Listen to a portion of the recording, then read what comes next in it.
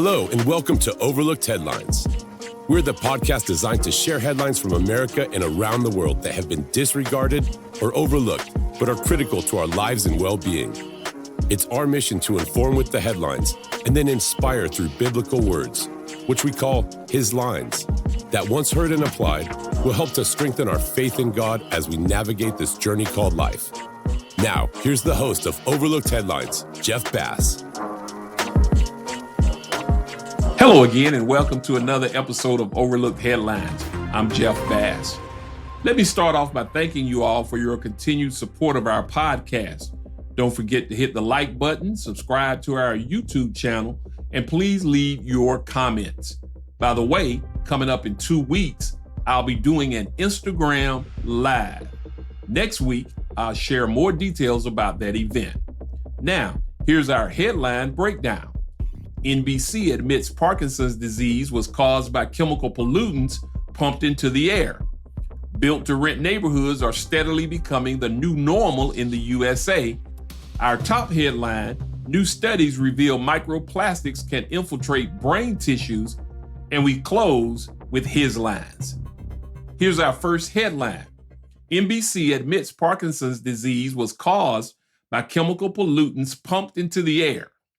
Chemicals used in agricultural and industrial manufacturing used for decades have led to a large number of Americans developing Parkinson's disease. NBC is now shining a light on that.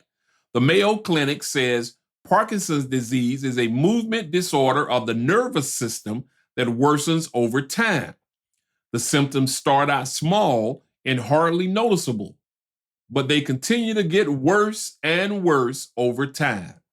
Some of the symptoms include tremors, slowed movement, rigid muscles, poor posture and balance, a loss of autonomous movements, changes in speech and writing, depression and anxiety, trouble sleeping, and absent-mindedness.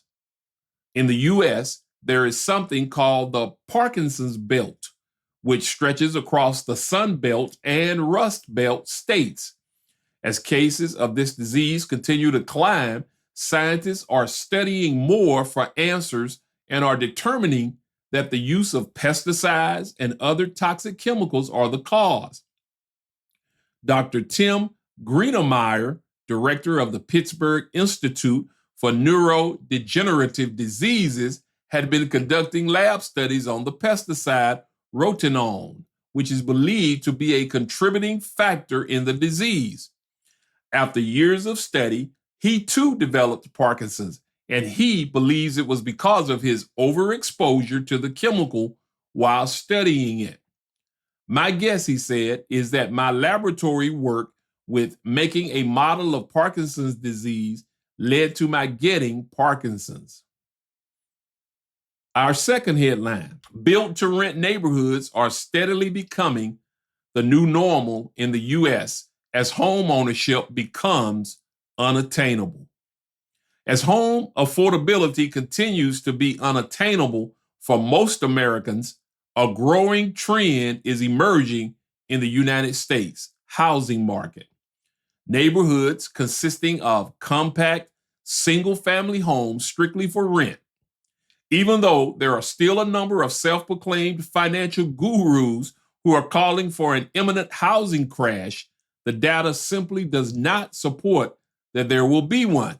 And if prices were to hypothetically fall in a big way, it still would be well without reach for many Americans, especially with higher mortgage rates, with home affordability as its lowest since 2007. With owning a home increasingly looking more and more like an unachievable dream, especially for millennials and Zoomers, Americans are turning towards renting a home instead. Last week, CBS ran a story titled Built-to-Rent Communities Are a Rising U.S. Housing Market Trend. Entire neighborhoods are now being built with the intention of being rented in perpetuity and never owning one. The outlet wrote, built-to-rent communities began in Phoenix during the Great Recession to meet that demand. They are higher density and smaller cottage-sized homes a literal cottage industry now spreading in cities across the Sun Belt, including Phoenix, Atlanta, and Dallas. In July of 2023, NBC's Today reported that there were nearly 1,000 built-to-rent communities in the U.S. and almost 600 still under construction at the time. This is part of a much larger trend of an economic shift towards a service and subscription-based economy where Americans are choosing to rent and lease basic products besides homes. A recent Intuit Credit Karma survey found that as many as 1 in 4 Americans prefer to rent goods over purchasing, and 58% of those said they do so because of personal preference, not because of affordability or other pressures. Over the last decade, we've seen the rental economy gain popularity as more opportunities to rent goods and services have flooded the market, said Credit Karma consumer financial advocate Courtney Alev. She said, renting can serve various needs for consumers, whether they're seeking flexibility, minimalism, or savings. That's not to diminish the current housing affordability crisis that's standing in the way of many renters' ability to achieve home ownership. Whatever the case may be, before fully embracing a rent-first lifestyle, consumers should evaluate all of their options to see how they stack up to their goals and aspirations, she said. That said, people would still buy rather than rent if affordability weren't an issue. The Harris Poll survey found that 48% of Americans said they would purchase if they had the funds to do so, while 28% said they wouldn't buy because of high mortgage rates. Finally, here are some reasons why people are choosing to rent. Buying doesn't make financial sense, according to 13% of the people. It allows money to be spent on other things, according to 15%. Buying is too much maintenance, 16% said. Renting is saving them money, according to 16%. They don't want to live in the area long term, 18% surveyed said. And renting is less stressful, according to 20%. Let us know what you think about that story. I've got more overlooked headlines coming up. Still to come, our top headline. And don't miss his lines right here on Overlooked Headlines. Now here's our top headline. New studies reveal microplastics can infiltrate brain tissues. A pair of recent studies reveal that microplastics are able to penetrate our brain tissues above nasal pathways, demonstrating that microplastics have essentially found their way into every major part of the human body and are causing a number of health effects that are still being uncovered. Published last week, a study analyzed the olfactory bulbs of 15 deceased individuals and detected the presence of microplastics in the olfactory bulbs of 8 individuals. The predominant shapes were particles and fibers, with polypropylene being the most common polymer. According to the results, a total of 16 synthetic polymer particles and fibers were identified, with 75% being particles and 25% being fibers.